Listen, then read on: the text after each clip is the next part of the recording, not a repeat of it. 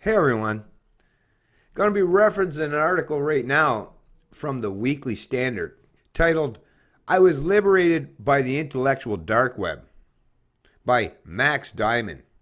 And just like during the Enlightenment era, when these ideas about individual freedom and liberty were coming to fruition even then, right?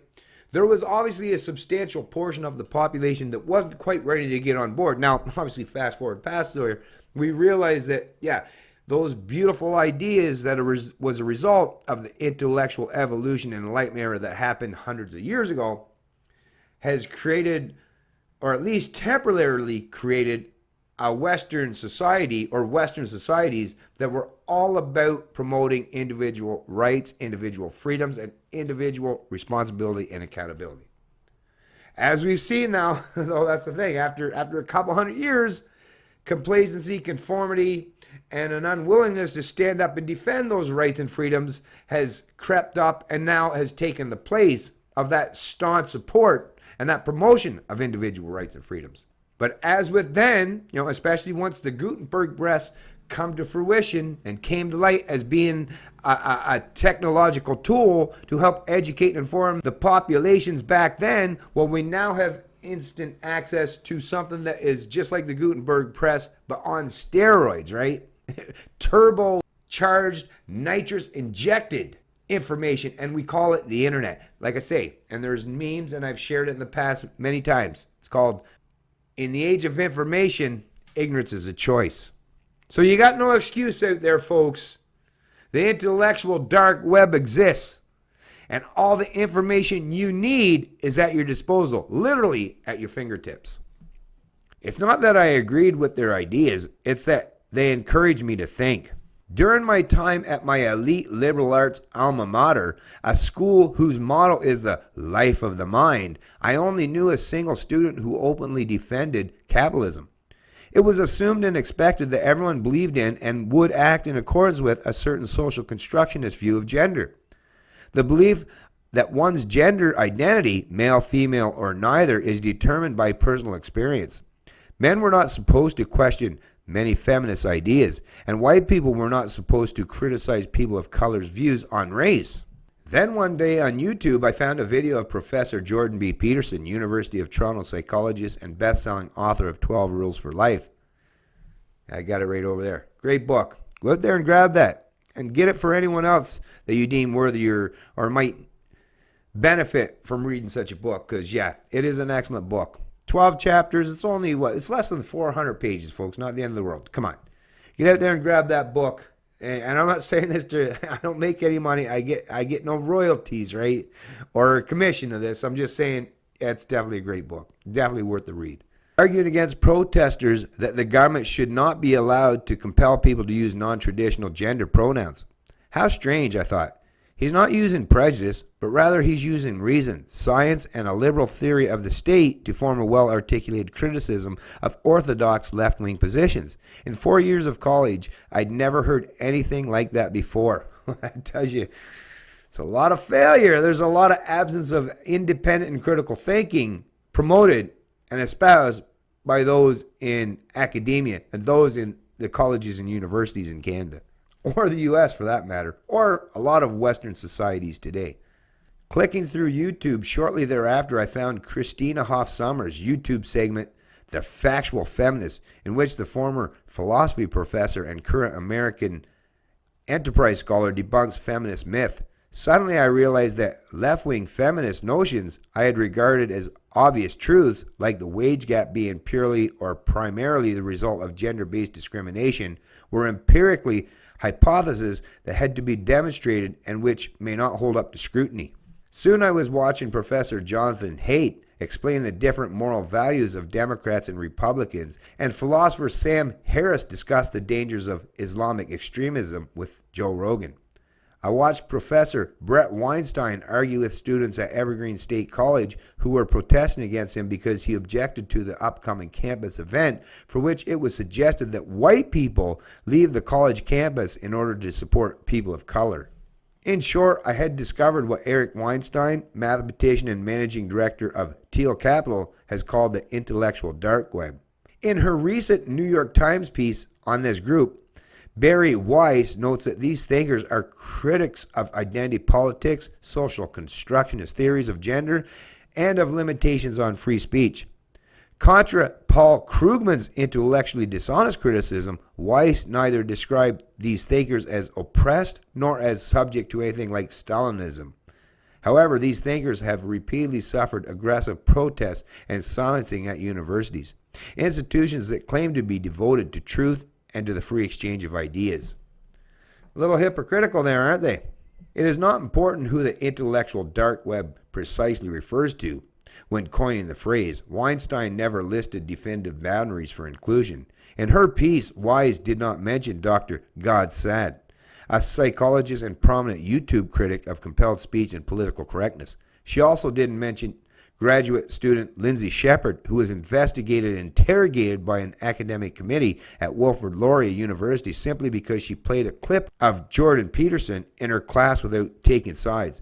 Shepard has gone on to start a popular Twitter account and YouTube channel. What's crucial is that the intellectual dark web includes a diverse range of thinkers united by their commitment to intellectual freedom, universal epistemic norms of evidence and reason rather than personal identity or emotion. A commitment perhaps most provocatively espoused in Ben Shapiro's well-known Facts Don't Care About Your Feelings, and to scientifically informed civil conversation about polarizing topics like gender, inequality, and freedom. Additionally, they have promoted their ideas extremely successful outside of mainstream institutions using decentralized media like YouTube. While I had intended to go to a liberal arts college in order to become a true free thinker, I found myself intellectually expanded far more by watching many of these thinkers than I did during most of my courses. It wasn't that I necessarily agreed with Peterson or Haidt or Weinstein, but listening to them forced me to question my ideological and intuitive presuppositions. Thereby, they were inspiring me to actually think and to find my own conclusions without some institutional orthodoxy, right? Screw the religion, the cult of statism. Yeah. Learn to think critically, just like I would say to dogmatists or religious zealots. Learn to think critically, folks. Yeah, don't go by any political or religious orthodoxy. Learn to think critically about these topics, these issues. And you know what? Like I said, we live in the information age, so once again, ignorance is a choice.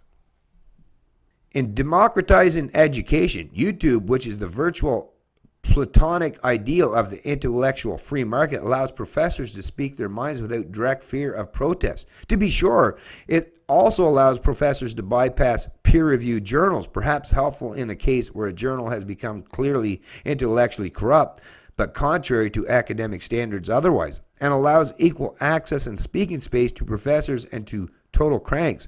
On YouTube, you can as easily click on Steven Pinker and a philosophy lecture as you can on conspiracy theorist Alex Jones and appalling videos advocating Holocaust denial. But this is no cause to lament the possibility that a viewer will be manipulated to worry that, as Marie Weiss said, a viewer watching a conspiracy theorist like Mike Cernovich may not know any better. The possibility that, given free speech, the inexperienced can be won over by sophistry was recognized as far back as John Stuart Mill's On Liberty and by Greek historians like Thucydides. It is rather to remember the liberal faith that in the long run people are more reasonable than unreasonable and so can be persuaded by rational argument. That more speech is the antidote to hateful speech. Free speech allows people to stumble around and in the long run to more often come to the right conclusions. Given these fundamental convictions, the fact of conversation should not be criticized. Better arguments ought to be promoted. Some, like Wise, worry that we are now living in a culture where there are no gatekeepers at all. Well, that's a good thing, right? You don't need gatekeepers. Freedom of thought is actually antithetical and contrary to having intellectual gatekeepers or those who want to close your mind off and prevent you from thinking outside of the ideological box.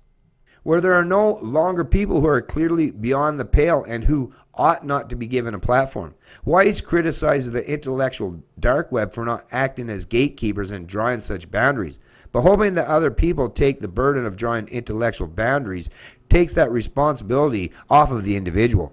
The point of becoming educated is to become intellectually free, capable oneself of judging a Jordan Peterson from a Milo Yiannopoulos, from a Jared Taylor, and more simply or distinguishedly, a well-evidenced and well-reasoned idea from a bad one. The intellectual dark web influenced me less in regards to specific propositions and far more in my ability to reflect upon my own assumptions. That is, these thinkers have helped me become educated so that I can decide for myself what is reasonable without the aid of guardians. Whether professors, mainstream journalists, college students, or Paul Krugman. When college professors, silent speakers, the concern is not that they have the drawn boundary of reasonable speech too thin, but rather that they are undermining individuals' ability to become educated, to learn, and to decide for themselves what are reasonable and unreasonable ideas, right? So, yeah, that's, like I say, and like I've said in past videos, yeah, let's try to treat each other as adults here. Like, that's the whole point of this, what I have coined Evolution 2.0, in the modern information, the intellectual age that we currently exist under. Like I say, where information is at your disposal. Yeah, let's start treating each other as individuals because we have the capacity, the ability, and the tools at our disposal so that we can be well-informed and well-articulated adults. We don't have to play in this middle ground where we're treated as adolescents or prepubescents. Like I say, in the information age, we can all become well-versed and well-articulated and well-trained to think critically in regards to the social and economic issues and situations that we all currently find ourselves in. Like I say, I've said it multiple times in the past, and I'm going to say it one more time before I tie up this video, is in the age of information, ignorance is a choice. I'll post a link to this excellent article in the description of the video below. Once again, we're seeing the pushback, folks. Like I say, you might want to get on board and start adopting this stuff. No, it's not going to be early enough that like some of us, right? Some of people like us, we dove into this shit long time ago, and we've realized, and we've been the ones that have been promoting this stuff, even though it's starting to come to fruition, and there's now a fairly substantial amount of people, even those in the established media, are starting to acknowledge and recognize that, the intellectual dark web, as they call it, is just libertarians, anarchists, free thinkers, independents, philosophers, just people that care about individual rights and freedoms. Yeah, we exist, and we've existed for years. So it's good that we're starting to finally get some acknowledgement and some praise even from some of those in the establishment media. But yeah, get on board, folks. Don't be late. Don't be the last one to show up to the party. Don't be the last person to show up to the game. Get on board now and help us usher in this modern intellectual evolution, this modern information age that I have coined Evolution Era 2.0. Let's usher that in, and let's do it before the collectivists, before the parasitical class, before the authoritarians, the control freaks, and the sociopaths find some way, some means, or some measure to silence us or quell our ability to speak out and openly. It's vitally important that we do so. It's G'day, Libertarian, and I love liberty.